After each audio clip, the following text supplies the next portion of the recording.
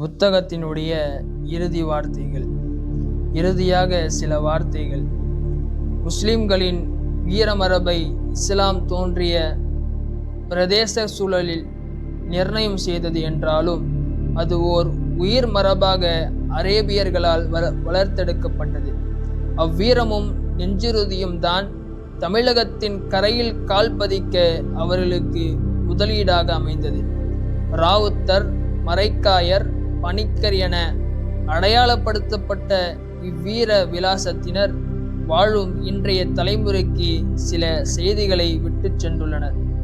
தமிழ் முஸ்லிம்களின் வீரமரபு நமக்கு கற்றுத்தரும் முதன்மை பாடம் வீரத்தை முன்வைத்து முயற்சி, நெஞ்சுறுதியுடன் காரியமாற்றும் பொருளாதாரம் சார்ந்த வாழ்க்கையாகும்.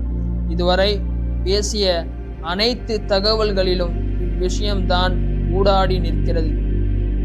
சாதிப்பதன் மூலம் சம்பாதிப்பதற்காக உயிரை துச்சமாக மதித்து கடலை கூட தங்கள் முயற்சியின் வசப்படுத்திய முஸ்லிம்களின் செயல் வீரம் இன்று நம் முன்னேற்றத்திற்குரிய முழு முகவரியாக வேண்டும். வீரத்தாலும் ஆற்றலாலும் காரிய நுணுக்கத்தாலும் தமிழக மன்னர்களின் செல்ல பிள்ளைகளான ராவுத்தர்கள் போன்று நாமும் நம் பல்துறை ஆற்றல்களால் வாழும் மன்னனின் உள்ளங்களை எல்லாம் வசப்படுத்த வேண்டும். ராவுத்தர்களும் மரக்காயர்களும் வளப்படுத்திய சகோதர சமயத்தருடனான கலாச்சார உறவுகளை நாமும் கண்ணியத்துடன் வளர்த்தெடுக்க வேண்டும்.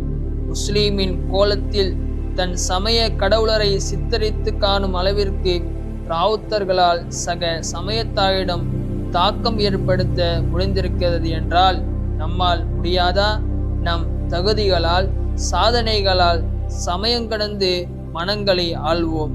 முஸ்லிமோடு முஸ்லிம் மோதுவதா என்றெல்லாம் மாலிக் கபூரின் ஆசை வார்த்தைகளுக்கு மயங்காமல் வாழும் மண்ணுக்காக போராடி மடிந்த மதுரை ராவுத்தர்களின் தேச விசுவாசத்தை நாம் சுவாசமாக்குவோம். வாழும் தேசத்திற்கு விசுவாசம் உள்ளவனாக நடப்பது இறை நம்பிக்கையை சார்ந்தது என அண்ணலம் பெருமானார் ரசூலுல்லாஹி ஸல்லல்லாஹு அலைஹி வஸல்லம் வாக்கை நாம் வாழ்வியலாக்குவோம்.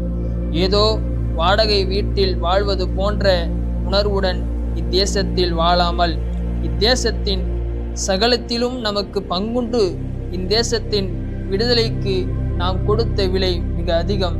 அது பச்சை இரத்தமாய் பரிமாற்றப்பட தியாகம் என்பதை உணர்வோம்.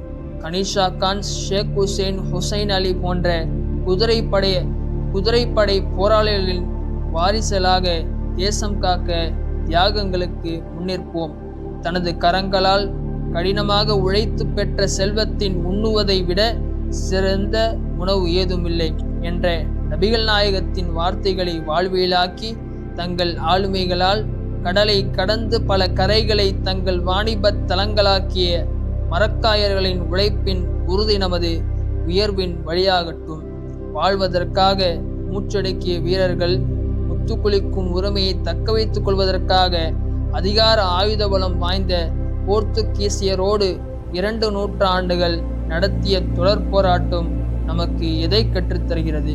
உழைத்து வாழ், உரிமைகளுக்காக போராடு, முந்தினில் என்பதையல்லவா? எதையும் நம்மால் சாதிக்க முடியும்.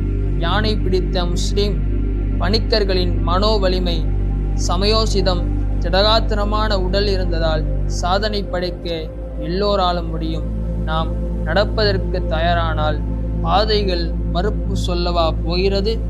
ஆபத்தான முயற்சி என்றாலும் வெற்றி நிச்சயம் என்ற நம்பிக்கையை நாவின் மெல்லிய இறைநாம உச்சரிப்பில் பெற்ற பணிக்கர்கள் போல் இறை நம்பிக்கையோடு முயற்சியை, திட்டமிடுதலை, உழைப்பை, புதிய தேடல்களை தொடங்குவோம். நாமும் ஒரு வீர விலாசத்தை நாளை தலைமுறைக்காய் விட்டுச் சொல்வோம். கோபத்தை அடக்குவோனே உண்மையான வீரன் என்று முகமது நபி ஸல்லல்லாஹு அலைஹி வஸல்லம் அவர்கள் கூறினார்கள்.